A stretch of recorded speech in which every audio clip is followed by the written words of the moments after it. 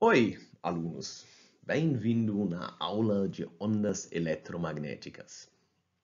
Na última aula, vocês já aprenderam que luz, tanto como radiação de micro-ondas, tanto como o seu Wi-Fi, a radiação que você precisa para fazer uma ligação no seu celular, a radiação gama, a radiação de raio-x, e tudo radiação eletromagnética, isso significa que são ondas eletromagnéticas. Ondas eletromagnéticas são ondas e assim vocês podem deduzir que eles satisfazem a equação de onda em 3 dimensões, porque o nosso espaço é 3-dimensional. Então a equação de onda, no caso de luz, quando é uma onda eletromagnética, deve ter uma certa estrutura. O campo elétrico e o campo magnético, na verdade, eles devem oscilar como uma onda. Aqui vocês podem ver as equações de onda do campo elétrico e do campo magnético. Essas equações de onda você pode deduzir diretamente das equações de Maxwell. A única coisa que você tem que fazer é assumir que não tem cargas, né? A gente está falando do vácuo. No vácuo existem ondas eletromagnéticas. Existem também ondas eletromagnéticas em matéria, mas eles se comportam diferentes. Se você quer deduzir a equação de onda para o campo eletromagnético, você precisa das equações de Maxwell no vácuo, significa o seu Q é zero, o seu I, a sua corrente é zero, tudo é zero que tem a ver com a existência de matéria, e o que sobra, o que você pode mostrar, e é mostrado em vários livros, é que você pode deduzir as equações de onda em 3 dimensões para esses dois campos, E e B. A velocidade de luz sai diretamente dessa dedução, e aqui vocês podem ver a velocidade de luz. A velocidade de luz é exatamente 1 dividido pelo raiz de μ0 vezes ε0. μ0 sendo a permeabilidade do vácuo e ε0 a permissividade do vácuo. E isso aqui é exatamente a velocidade de luz. Quando Maxwell deduziu essas equações, ele basicamente brincou com as suas equações no vácuo. E ele conseguiu mostrar que você pode receber as equações de onda. Ele não sabia que isso aqui é a velocidade de luz, mas nessa época as pessoas já tinham medidas a velocidade de luz. E quando você mede a velocidade de luz, sai um certo valor. E nessa época também, μ0 e ε0 já eram conhecidos. Então, quando ele fez a dedução, ele reparou que essas ondas eletromagnéticas têm a velocidade de luz. E assim ele deduziu que provavelmente essas ondas eletromagnéticas são a luz. E isso basicamente é essa história. Essa dedução vocês vão fazer na disciplina de eletromagnetismo 1. Agora a gente não vai entrar tanto nesse tópico, mas vamos analisar agora um pouquinho uma onda eletromagnética. Vamos assumir a onda mais simples, uma onda plana. A gente sabe que ondas planas satisfazem a equação de onda em 3 dimensões. Além do fato que isso aqui é uma onda unidimensional, ela simplesmente é tipo uma frente de ondas que propagam numa certa direção. Eu expliquei para vocês que o campo elétrico oscila perpendicular à direção de propagação.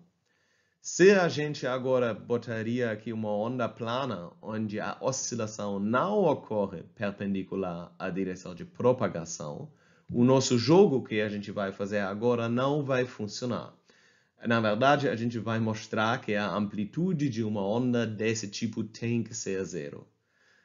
Mas a gente não vai fazer isso, a gente já sabe qual é a estrutura dessas ondas e aqui podemos ver uma estrutura que parece razoável.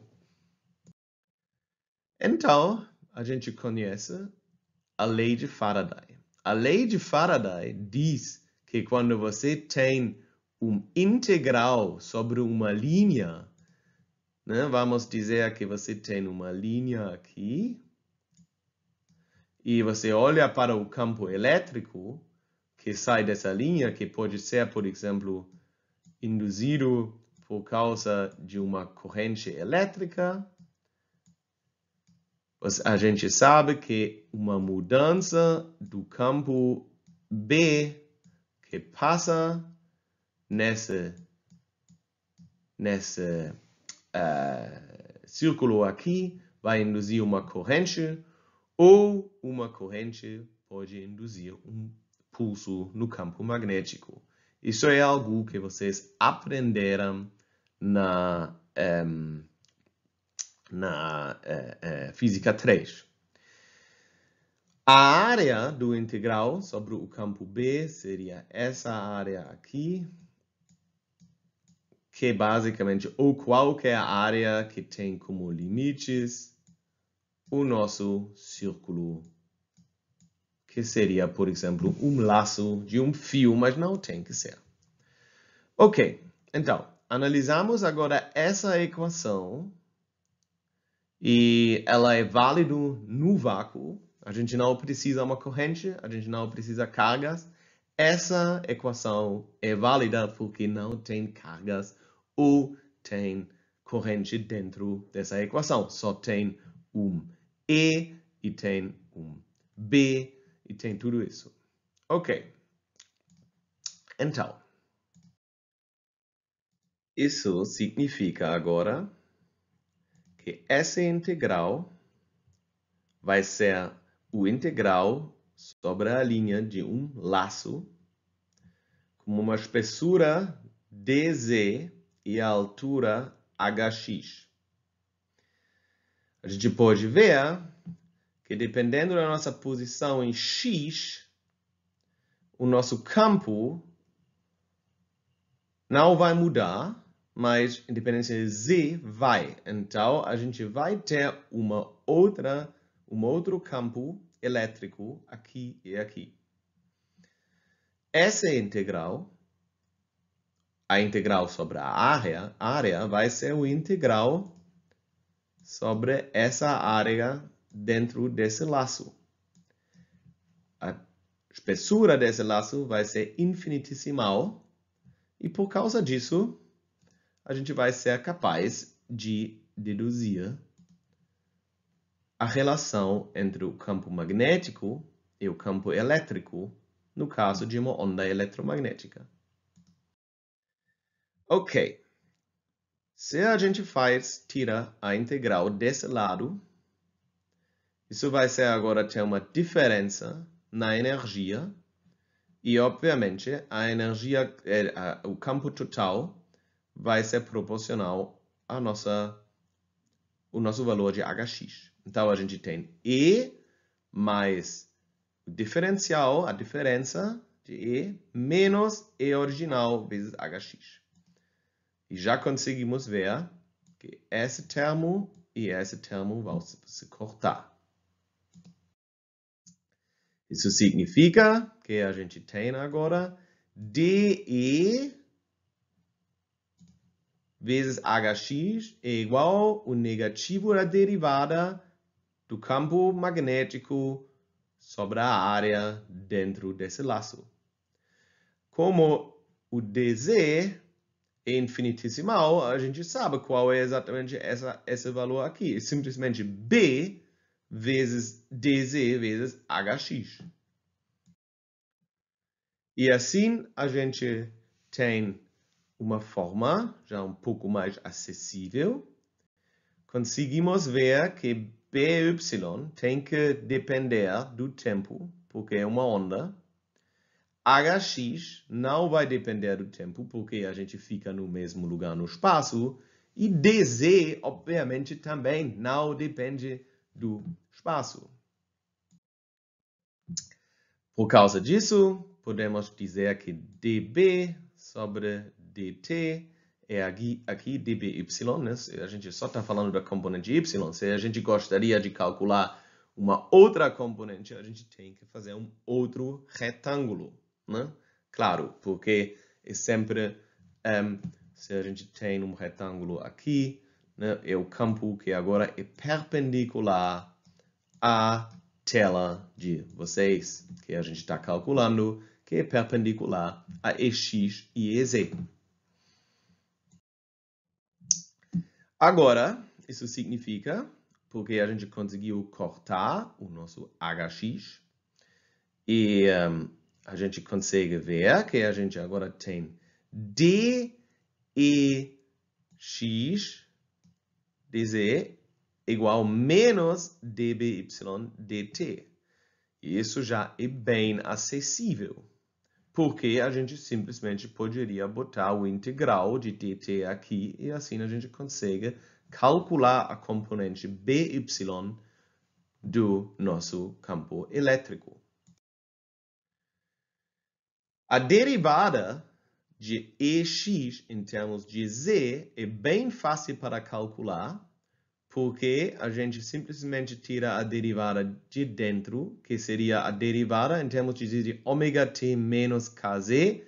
A derivada de ômega t é zero, a derivada de menos kz é menos k, então aqui em frente tem um menos k, mas a derivada de cosseno é menos seno, então a gente tem menos vezes menos, isso significa mais, então a gente acaba com k, significa o número de onda, vezes E0, a amplitude da nossa onda plana, vezes o seno de ômega t menos kz.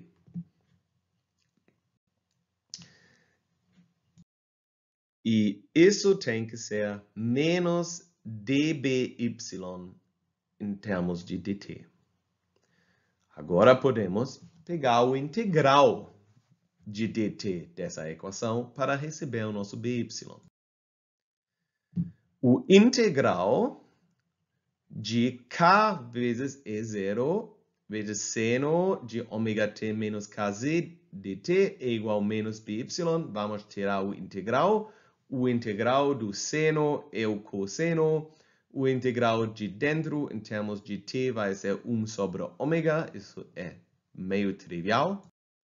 E a gente acaba com menos k sobre ômega vezes E0 vezes cosseno ômega t menos kz igual a menos by. E, obviamente, isso aqui se corta. Então, by é igual a k sobre ômega E0 vezes cosseno ômega t menos kz. Mas isso aqui, k sobre ômega, a gente lembra que a velocidade de luz, ou a velocidade de uma onda em geral, é ômega sobre k. Então, isso significa que isso aqui é exatamente 1 sobre c. Ok. A gente poderia ter feito o mesmo jogo com os outros 3 planos do espaço 3-dimensional. Meio trivial. E a gente, como EY é 0 e Z é 0, a gente sempre vai sair com 0. Eu não vou fazer esse jogo agora, mas talvez vocês já conseguem ver que vai ser 0, não é tão complicada. Então, para essa onda aqui, a gente só vai ter a componente BY. E assim, a gente deduziu o nosso campo magnético de uma onda plana que oscila como campo elétrico. Enquanto o campo elétrico só oscila na direção X, quando propaga para a direção Z, tem a amplitude E0.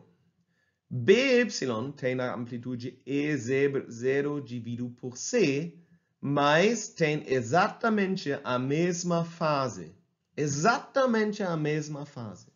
Então, a gente mostrou que o campo elétrico de uma onda eletromagnética oscila em fase como o campo magnético de uma onda eletromagnética. A outra coisa que a gente mostrou é que a amplitude é E0 dividido por C. E eu quero que vocês lembrem que C é a velocidade de luz. E a velocidade de luz é muito alta. Significa que o campo magnético é muito mais fraco numa onda eletromagnética por um fator de velocidade de luz do que o campo elétrico. Agora vocês podem dizer para mim, mas professor, você não pode comparar o campo elétrico com o campo magnético, porque isso seria como comparar maçãs com peras ou mangas com outra fruta. Isso é verdade, mas ainda é assim que é mais fácil para a gente medir os campos elétricos de uma onda eletromagnética do que os campos magnéticos. Então, geralmente, quando a gente trata ondas eletromagnéticas, a gente só olha para o campo elétrico. Porque o campo elétrico e o campo magnético, eles são casados. Eles não existem um sem o outro. Isso vocês aprenderam na Física 3. Eles são conectados por duas equações. Uma é aquele que a gente usou aqui, que é a lei de indução de Faraday.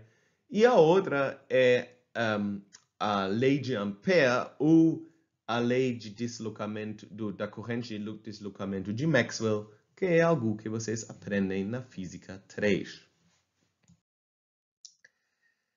Então, vamos agora descrever uma onda eletromagnética. Primeiro, o que a gente aprendeu é que o campo elétrico e o campo magnético oscilam em fase.